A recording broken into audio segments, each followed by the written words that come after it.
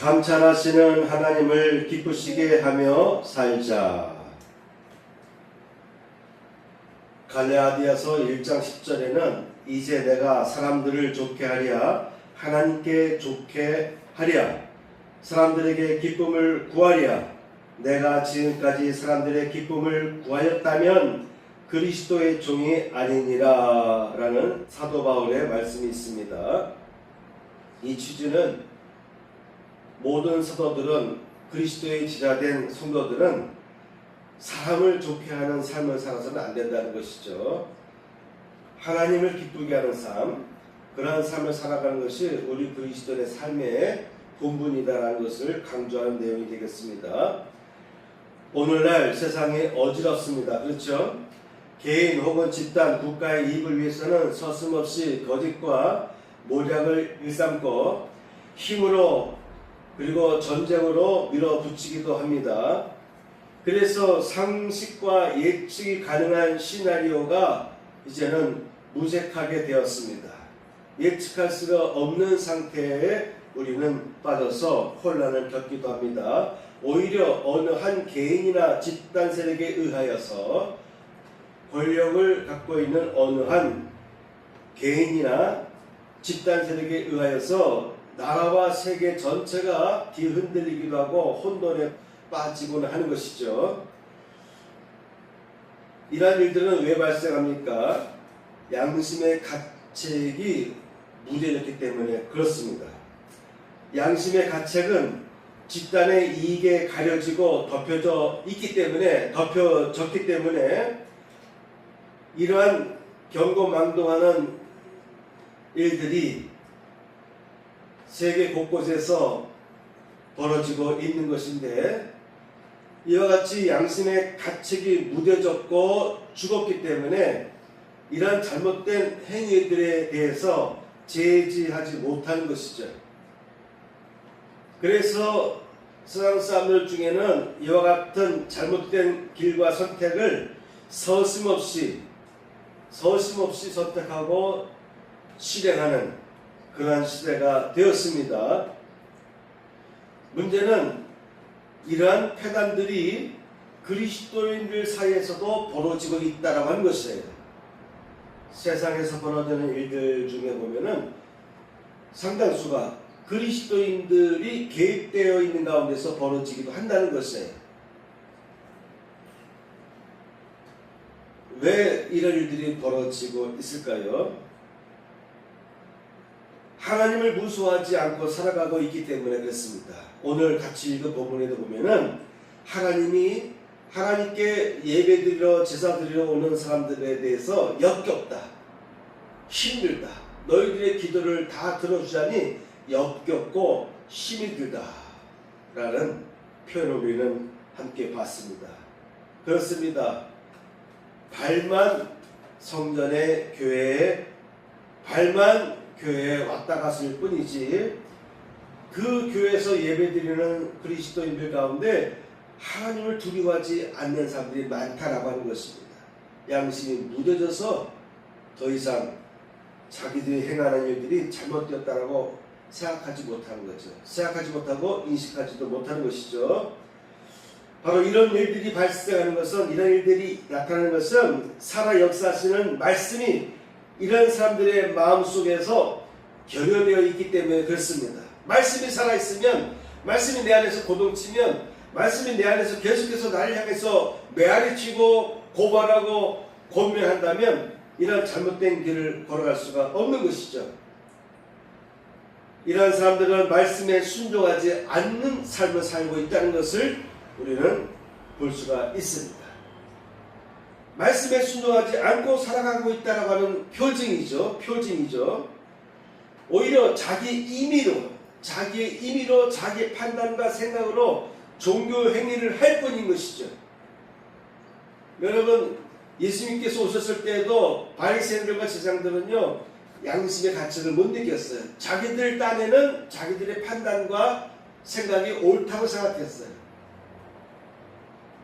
그러나 그런 제사장들 중에서도, 바리새인 중에서도 일부 바리새인들과 제사장들은 예수님의 말씀에 귀를 기울였어요. 다 그런 것은 아니죠. 그러니까 양심이 덜 병드는 사람, 양심이 그래도 어느 정도 보존되고 있던 사람들은 예수께서 오셨을 때에 예수의 말씀에 귀를 기울였어요. 니고데모는 오히려 밤에 와서 자기가 궁금하게 여기던 것을 물어보고 상의할 정도였어요. 그러나 대다수의 당시의 제장들은, 바리새인들은 예수님의 말씀을 받아들일 수가 없었습니다. 그리고 그들은 예수님을 배격했고 예수님을 비판하며 탄압하기 시작했어요. 그러나 그들의 마음속에서는 이래서는 안 되는데 라고 하는 그러한 가책이 떠오르지 않았다고 하는 것이죠.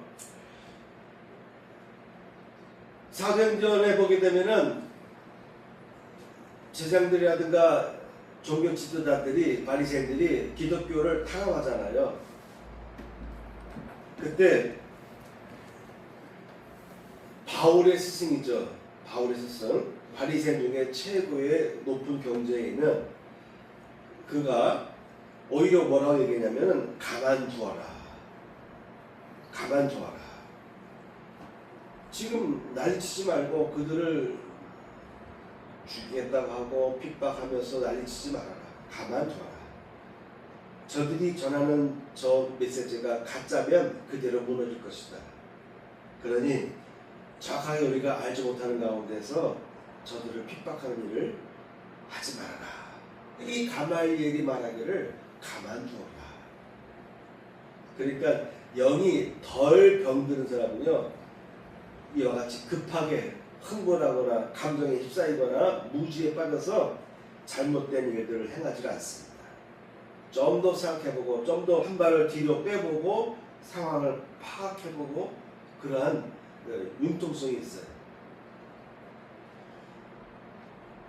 그러니까는 오늘날같이 이와 같이 혼란스러운 일들이 벌어지는데 그들이 스스로 자기들 스스로 정화시키지 못하고 정죄시키지 못하고 절제하지 못하는 것은 그들의 양심이 무너졌기 때문에 그렇습니다.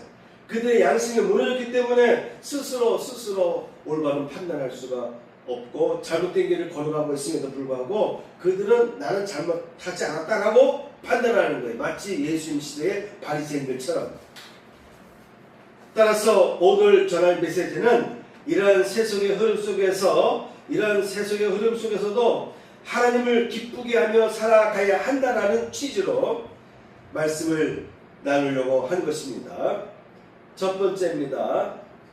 하나님은 보시며 감찰하신다라고 하는 것입니다. 오늘날 크리스찬들이 쉽게 타락하기 쉬운 것은 발은 교회에 담고 있는데, 발은 교회에 와 있는데, 몸은 교회에 와 앉아 있는데 하나님이 보이지 않는 거예요. 하나님이 내가 앉아서 예배드리는 나를 지금 보고 있다는 것을 인식하지 못하는 거예요. 옆에 사람들, 옆에 집사님들, 옆에 권사님들이 내가 온 것을 알아요. 그것이면 되는 거예요. 보이지 않는 하나님이 앉아서 예배드리는 나를 바라보고 있다고 하는 것을, 나를 지켜보고 있다는 것을 인식하지 않고 살아가는 것이죠. 예배드리는 순간조차도 하나님은 인식되지 않는 거예요. 이 공간에는, 예배드리는 공간에 하나님이 계실 곳이 없어요. 그런데 성경에 보게 되면요, 하나님은 늘 보시고 계시고 감찰하신다는 것을 우리는 알 필요가 있습니다. 창세기 6장 5절, 여호와께서 사람의 죄악이 세상에 가득함과 그의 마음으로 생각하는 모든 계획이 항상 악할 뿐임을 보시고. 세상이 참 어려워요. 사람의 속성이 이거 문제 해결하면 모든 것이 다 풀릴 것 같아. 그런데 그것으로 문제 풀리는 일은 절대 없어요. 또 다른 문제가 파생돼 있어요. 우리 인간의 마음이 병들지 않나도 몰라도 병든 상황에서는요, 우리가 아무리 법을 바꾸고 뭔가 제도를 바꿔도요, 끊임없이 사악한 행동을 나타나는 것입니다.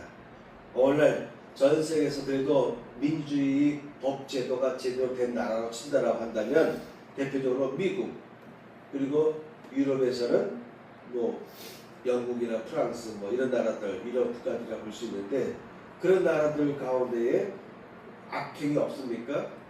지금 미국 보세요. 한 나라의 대통령이 자주재가면서 전쟁도 일으켰다가 멈췄다가, 관세를 붙였다가 줄였다가 객관적으로 보게 되면 법으로 최고로 가장 완성됐다 할까. 현재 여지껏 세계의 역사에 있어서 가장 그래도 민주주의가 발달된 미국 같은 나라에서도 지금 예측하지 못하는 미국 사회 전체를 끌고 가고 있잖아요. 그래서 여러분, 사람은 믿으면 안 돼요. 사람들이 모여서 이런 결의를 하고 이런 법을 고치면 될 것이다 생각하는데 아니, 법을 바꾸면 또 다른 파생된 죄악이 또 나오고 이런 것이 인간 역사의 흐름이었고, 그래도 단지 우리가 감사할 것은요, 여러분 감사할 것은 그래도 지금 살아가는 이 세상에 그래도 인류 역사 이대로 그래도 가장 법적으로 볼 때 선하고 그리고 법으로 뒷받침해주고 민주적으로 가장 지금 좋은 시대라는 것을 여러분 알 필요가 있습니다. 그런데 이 아무리 좋은 민주적인 절차와 법이 준비됐다 할지라도 사람의 마음이 고쳐지지 않으면 또 이것을 역이용해서 나쁜 짓을 행하는 거예요. 그래서 진짜 도둑은 똑똑한 사람들이 하는 거예요. 수준이 낮은 사람은 빵 훔쳐먹다가 걸려가지고 교도소 가는 것이고, 진짜 머리 좋은 사람들은요 수백억, 수십조를 이용해 먹고 하는 일들이 벌어지고 있어요. 그래서 여러분, 사람에게 우리가 기대서 안 되는 거예요. 사람에게서 희망을 줘서는 안 되는 것입니다. 하나님께서 사람의 죄악이 세상에 가득함과 그 마음으로 생각하는 모든 계획이 항상 악할 뿐임을 보시고 또 보시고 계신 거예요. 안 되신 것 같죠? 하나님께서 참전 안 하고 계신 것 같죠? 아니요. 하나님은 다 보고 계신 거예요. 하나님은 분명히 우리를 지켜보고 계신다.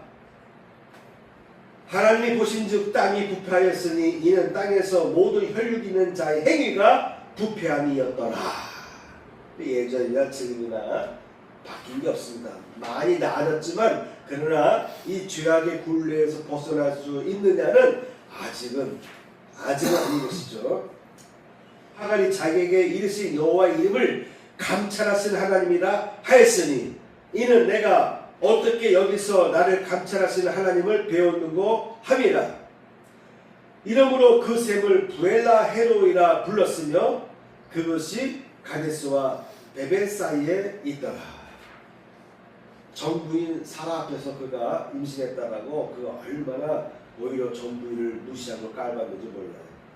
그러다가 결국 그가 도망가기도 하고 나중에 쫓겨나기도 하는데, 그때마다 하나님은 그를 찾아가서 그가 어려울 때, 물이 없어서 힘들 때 옆에 물가가 있는 것을 그가 눈을 떠서 보게 해주시고 위로해 주시고 너에게도 민족이 나올 것이다 라는 비전을 주셨어요. 여러분, 하나님은 다 보고 계시는 것을 여러분 믿으시길 축복합니다. 아멘. 이스라엘 사람들이 이집트에서 고생했잖아요. 그럴 때 여호와께서 가라사대 내가 애굽에 있는 내 백성의 고통을 정령히 보고 그들이 그 가역자로 인하여 부르짖음을 듣고 그 우고를 알고 이제 이스라엘 자손의 부르짖음이 내게 달하고 애굽 사람이 그들을 괴롭게 하는 학대도 보았으니. 다 듣고 계시고요, 다 보고 계신 것입니다. 그러나 아직 움직이지 아니할 뿐인 것이죠. 다윗은 이렇게 말합니다. 역대상 28장 9절에서 내 아들 솔로몬아, 너는 내 아버지 하나님을 알고 온전한 마음과 기쁜 뜻으로 섬길지어다. 여호와께서는 모든 마음을 감찰하사 모든 의도를 아시나니 내가 만일 그를 찾으면 만날 것이요 만일 내가 그를 버리면 그가 너를 영원히 버리시리라. 그러니까 하나님께서는요 모든 마음을 감찰하사 모든 의도를 아신다라고 하는 것이에요. 이렇게 성경 말씀에 보면은 계속해서 하나님 어떤 분이냐, 보고 계신다, 또한 감찰하신다, 자세히 파헤치고 현미경으로 들여다보고 계신다라고 하는 것이죠. 역대하 16장 9절 말씀에도 보면은 여호와의 눈은 온 땅을 감찰하사, 여호와의 눈은 온 땅을 감찰하사 전심으로 자기에게 향하는 자를 위하여 능력을 베푸시나니. 이와 같이 여러분, 구약시대의 이스라엘 백성들과 선자들과 믿음의 백성들은 하나님은 어떤 하나님을 받느냐면은 온 땅을 돌아보시고 감찰하신 하나님이다라고 인식하고 있었어요. 감찰하신 하나님. 어디를요? 온 땅 구석구석을 다 감찰하고 계신다라고 하는 것입니다. 이스라엘 사람들에게는 천사들이 주변에, 사람들 주변에 이렇게 왕래하면서 그런 천사들이 감찰자가 된다라고 인식을 했어요. 하다못해 예수님께서도 제들 앞에서 어린 소자들, 어린이들을 불러 모아놓고 이들을 내게서 내쫓지 말아라. 이들에게 함부로 하지 말아라. 왜냐? 이들 곁에 있는 천사들이 날마다 아버지 앞에 뵙는다. 하나님께 뵙는다. 이 말은 뭡니까? 아이들 곁에 있는 천사들이 날마다 하나님 앞에 가서 보고한다는 거 아니겠어요? 그러므로 이 어린 아이들을 함부로 무시하지 말아라. 오히려 이 어린 아이들을 포용하고 이 복음의 자리로 두는 것을 막지 말아라. 예수님도 그런 말씀하신 거예요. 어린 아이들 곁에 누가 있다고요? 천사들이 있다. 이 천사들이 날마다 주를 뵙는다라고 했어요. 보고하는 거예요. 보고하는 것이죠. 이처럼 구약 시대로부터 신약 시대에 이르기까지, 예수님 시대에 이르기까지 어떤 인식이 있었냐면은 하나님은 보고 계신다. 그리고 감찰하시는데 때에 따라서는 감찰자를 보내신다. 천사들이 사람들 곁에 늘 있기 때문에 그 천사들이 하나님께 보고한다. 이런 인식을 갖고 있었어요. 이런 인식을 갖고 있으면은 잘못된 길을, 잘못된 선택을 할 수가 없어요. 두려워서. 왜? CCTV가 다 보고 있잖아요. 하나님께서 다 보고 계신다는 것을 알면은 우리가 함부로 행동할 수가 없는 거예요. 거짓말을 우리가 할 수가 없는 거예요. 그런데 요즘에는 거짓말을 밥 먹듯이 서슴없이 자행하는 사람들이 너무나 많아요. 그래서 누가 옳은 말인지 몰라요. 누가 옳은 소리를 하는지 몰라요.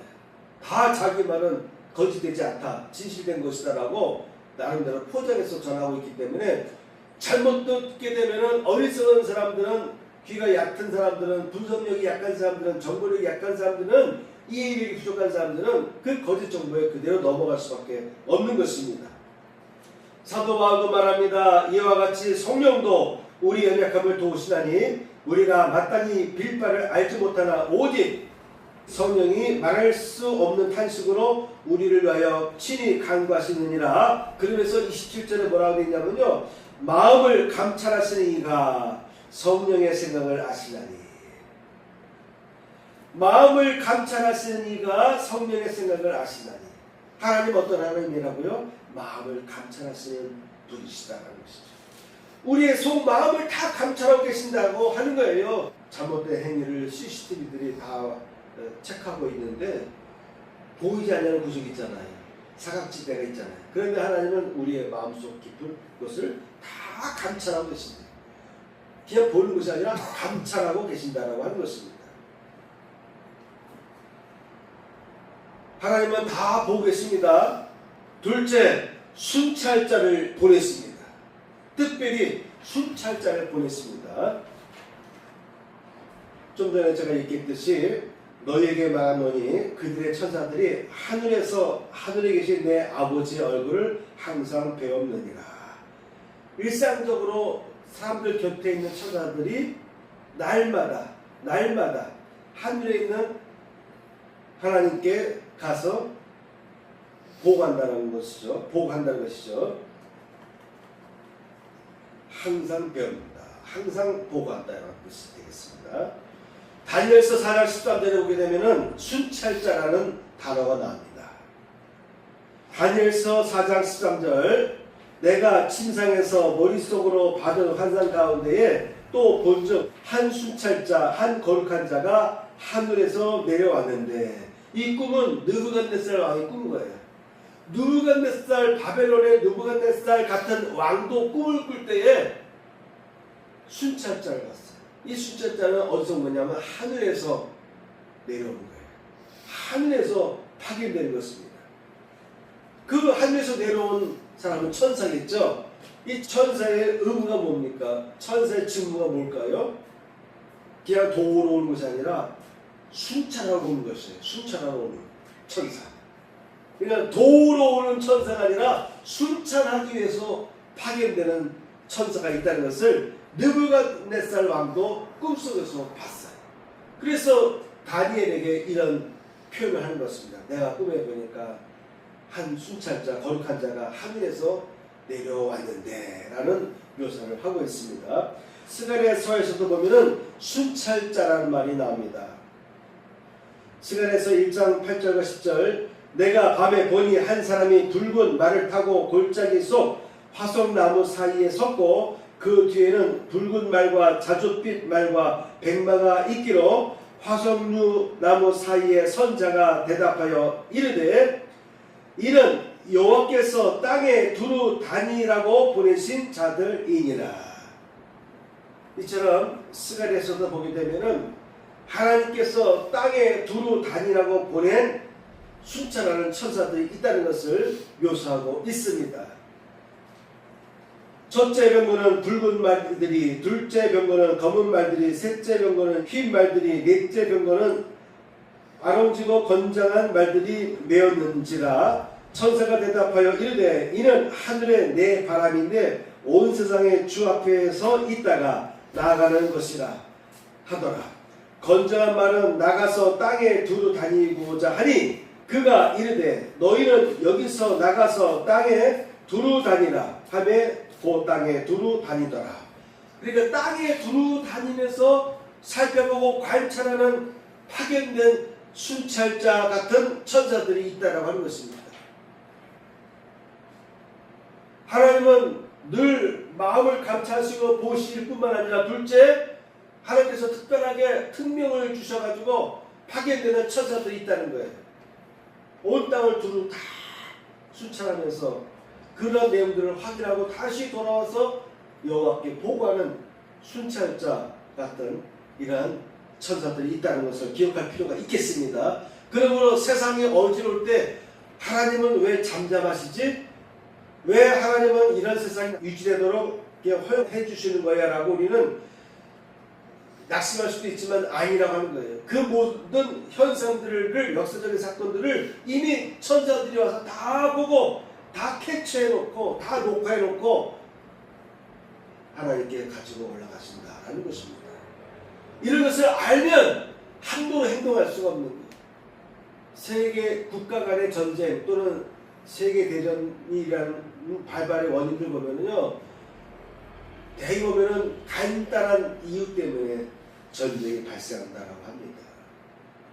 그 나라의 지도자, 그 나라의 지도자들 간의 권력자들이 너무 짧게 급하게 분노하고 판단해서 저지르기 때문에 발생하는 전쟁이 대부분이라고 해요. 그런 모습을 보면서 전쟁이 벌어질 때 얼마나 많은 사람들이 어려움을 당합니까? 그때 많은 사람들이 고통을 당하는 거예요. 그런데 하나님은 그걸 다 지켜보고 계신다. 그걸 알면은 이래 하나님이 감찰하고 계신다. 세계 곳곳에 천사들이 다 파견돼서 감찰하고 계신다는 걸 알면 함부로 전쟁을 일으킬 수가 없어요. 함부로 사람을 살상하는 일을 범할 수가 없는 것입니다. 함부로 테러를 행할 수도 없는 것입니다. 결론입니다. 세 번째, 하나님을 기쁘게 하며 살자입니다. 여러분, 그러면 우리가 어떻게 살아야 될까요?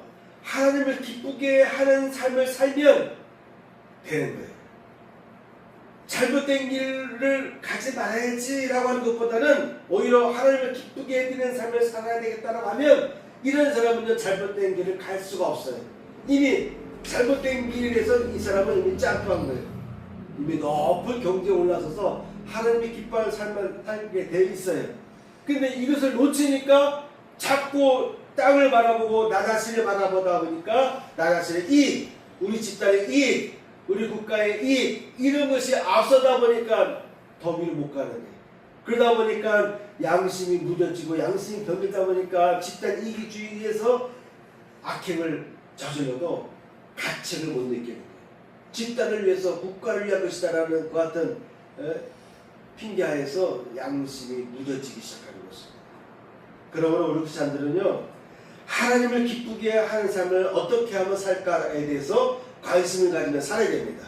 하나님은 이미 보고 계시고 또한 특별히 순찰자들을 파견하시기도 하시는데 우리는 어떻게 살아야 되느냐? 하나님만 바라보고 하나님을 기쁘게 해드리는 것이 무엇일까를 고민하고 생각하며 살아가는 것이 중요하다고 하는 것입니다. 적은 무리여 무서워 말라. 너희 아버지께서 그 나라를 너희에게 주시기를 기뻐하시느니라. 하나님은 우리에게 하나님의 복된 나라를 주시기를 기뻐하고 계십니다. 나를 보내시니가 나와 함께 하시도다. 내가 항상 그의 기뻐하시는 일을 행함으로 그의 기뻐하시는 일을 행함으로 나를 혼자 두지 아니하셨느니라. 예수님조차도 고백하는 거예요. 나도 항상 아버지께서 기뻐하시는 그 일을 행하기 때문에 아버지께서도 나를 항상 혼자 두지 아니하고 계신다 라는 말을 제자들에게 설명하고 있는 것입니다. 사무엘이 가로되 여호와께서 번제와 다른 제사를 그 목소리 순종하는 것을 좋아하신 같이 좋아하겠나이까. 순종이 제사보다 낫고 듣는 것이 수양의 기름보다 나으니. 말씀에 순종하는 것이 이토록 중요한 거예요.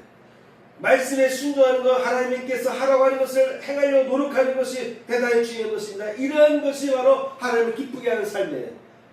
하나님께서 하라고 하는 것을 어떻게든지 안 하려고 하고 핑계대려고 하고 합리화시키려고 하고 내 자신의 자존심을 앞세워서 화를 내기도 하고 격분하기도 하는데 그런 것을 하나님은 싫어하십니다. 그래서 사무엘은 사울 왕에게 경고하는 것입니다. 순종이 제사보다 낫다. 하나님 말씀을 철저히 순종하려고 하는 것이 대단히 중요하다. 말씀을 순종하면서 하려고 하는 것을 하나님은 보시고 기뻐하는 거예요. 여러분 하나님 말씀에 순종하려고 노력하십니까? 오늘 본문 이사야서 말씀해 보시면 여호와께서 말씀하실 때 너희의 무수한 재물이 내게 무엇이 유익하며 나는 수양의 번제와 살찐 짐승의 기름에 배불렀고 나는 수송아지나 어린 양이나 수염소의 피를 기뻐하지 아니하노라. 너희가 내 앞에 보이러 오니 그것을 누가 너희에게 요구하였느냐? 내 마당만 밟을 뿐이라. 그의 마당만 밟는 성도들이 많다고 하는 것입니다. 구약시대 예루살렘 성전에도 제사드리러 그들이 제물을 가지고 오지만 그러나 그들의 발걸음만 밟을 뿐이지 그들은 내 앞에 보일 뿐이지 사람들 앞에 보일 뿐이지 내가 요구한 것이 아니다. 내가 요구하는 그 같은 정신이 아니다. 너희들의 삶의 모습은 예배드리는 자세의 모습은 내가 너희들에게 원하는 바가 아니다라는 것을 이미 구약시대 이사야서를 통해서 하나님께서는 이와 같이 선포하고 계신 것입니다. 헛된 재물을 다시 가져오지 말라. 분향은 나의 가증이 여기는 바요. 분향 불에다가 향을 태워서 향을 뿌려서 아름다운 향이 나는 연기를 나게 만들어요. 불에다가 향을 태워서 하나님께서 마시기에 좋으시라고 향을 뿌리는 것인데 그러한 분향도 하나님이 가증히 여긴다. 왜? 마음이 잘못되어진 상태로 분향하기 때문에 그렇습니다. 월삭과 안식일과 대회로 모이는 것도 그러하니 성회와 아울러 악을 행하는 것을 내가 견디지 못하겠노라. 성회를 하면서도 유월절을 행하고 그들이 나팔절, 유월절, 속죄절 뭐 이런 것들을 그들이 열심히 지키거든요. 수수감사절, 수장절도 드리고 그들이 날마다 모여서 일주일씩 절기를 지키기도 하지만 무교절을 지키고 유월절을 지키고 하지만 그렇지만 아울러서 악을 행하는 것을 내가 견디지 못하겠노라. 그러니까 여러분 유월절을 지키면서도 무교절을 지키면서도 수장절을 지키면서도 나팔절을 지키면서도 그들이 여전히 그들의 행위는 죄악을 범하고 있다는 것입니다. 그것을 하나님께서 다 보고 계신다는 거예요. 그래서 하나님께서 역겹다, 가증스럽다라고 선포하는 것입니다. 내가 견디지 못하겠노라. 내 마음이 너희의 월삭과 정한 절기를 싫어하나니 그것이 내게 무거운 짐이라. 내가 지기에 곤비하였느니라. 너희가 손을 펼 때에 내가 눈을 가리우고 너희가 많이 기도할지라도 내가 듣지 아니하리니 이는 너희 손에 피가 가득함이니라. 너희는 스스로 씻으며 스스로 깨끗게 하여 내 목전에서 너희의 악업을 버리며 악행을 그치고 선행을 배우며 공의를 구하며 학대받는 자를 도와주며 고아를 위하여 신원하며 가부를 위하여 변호하라 하셨느니라. 이사야를 통해서 하나님께서는 하나님의 마음을 지금 선포하고 계십니다. 너희들은 예배만 드릴 뿐 제사만 드릴 뿐 마음속으로는 악으로 가득해 있고 악을 행한도다. 오히려 너희는 선을 배워라. 선행을 배우고 공의를 구하라. 그리고 학대받은 자들 있으면 도와줘라. 고아들을 위하여 신원하고 가부를 위하여서 가부를 위하여 변호하라. 예전에 고아와 가부는요 힘이 없었어요. 남편도 없는 고아나 가부가 살아간다라고 한다면 힘이 없잖아요. 그래서 그 같은 부족 안에서도 같은 시족 안에서도 같은 마을 안에서도요 어려움을 나갔습니다. 그래서 하나님은요 고아와 가부를 돌보라 라고 하는 메시지를 율법에서 끊임없이 강조하고 강조하셨습니다.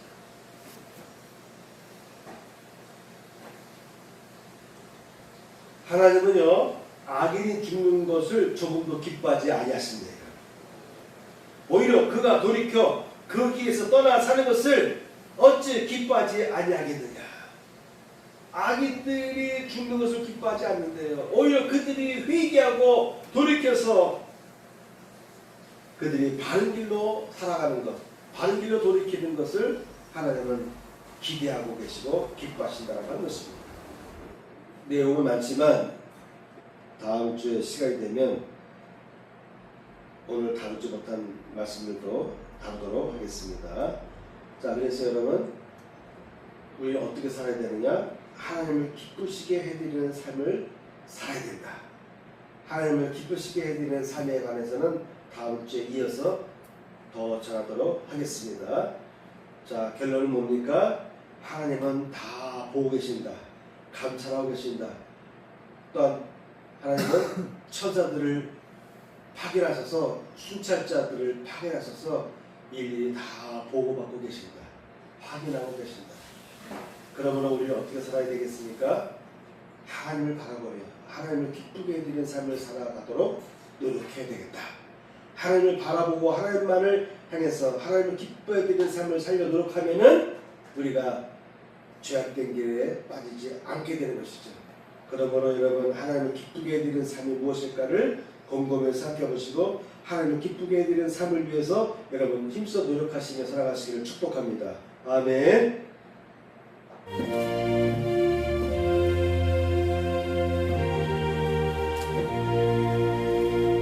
나의 하나님 받으소서 주께 드리는 예물을 소리 높여 감사로 주께 드리네.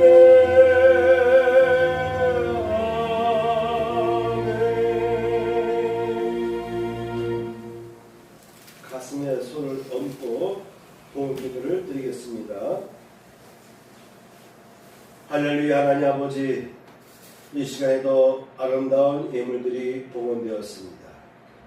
감사의 예물과 주의 예물을 흠양하여 주옵시고 늘 감사할 것이 넘쳐나시도록 축복하여 주옵소서. 11조를 드린 손길과 그의 가정 위에 11조의 복이 부어지게 하여 주옵소서. 이제는 우리 구주 예수 그리스도의 은혜와 하나님 아버지의 극진하신 사랑과 성령님의 감동감화 역사하심이 이 자리에 참여한 성도들 위해 함께 하시기를 축복하옵나이다. 아멘.